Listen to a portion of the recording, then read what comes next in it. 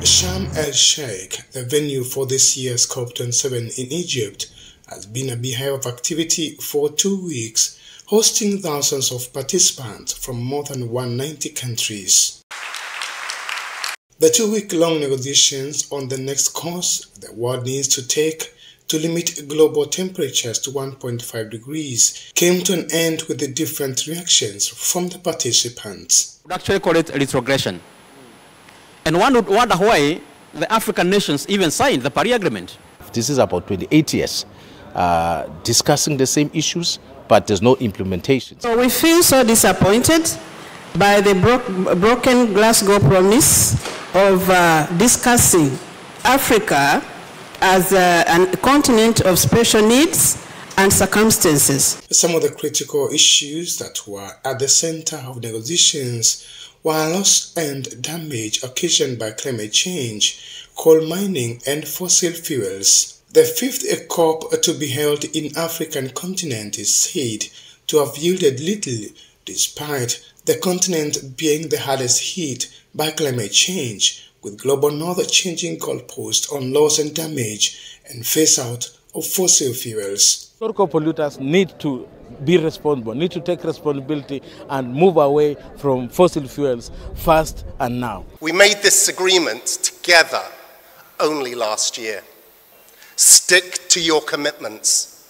The environmental integrity and the reliability of the commitments made are paramount. We have discovered that that is going to delay because the decision for loss and damage has been postponed yet again to 2024. And creating. During his speech at the conference last week, President William Ruto outlined Kenya's ambition to combat global warming. By 2030, Kenya will be generating over 30 million tons of carbon credits annually, thereby earning hundreds of millions of dollars as incomes and creating hundreds of thousands of green jobs for our young people. Africa, oh Africa, oh Africa.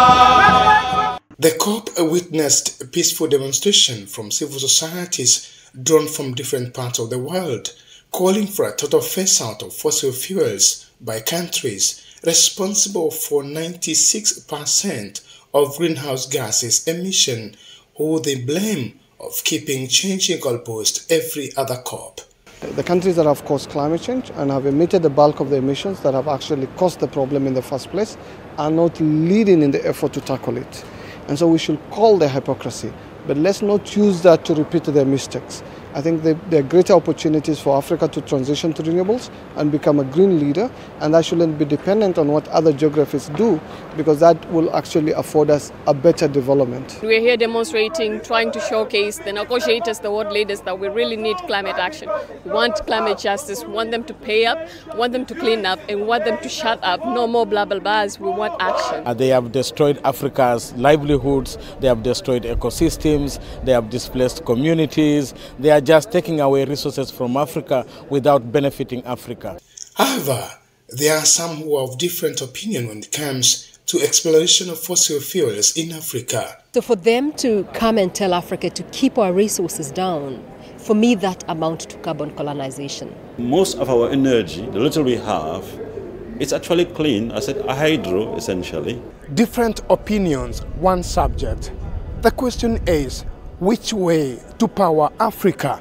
Over and above, there is a general feeling from African delegates here that the COP is a flop and nothing to write home about. We have so many promises, but when it comes to delivery on the pledges, there is where we see a problem. We did not see the doubling of adaptation finance making it on the agenda.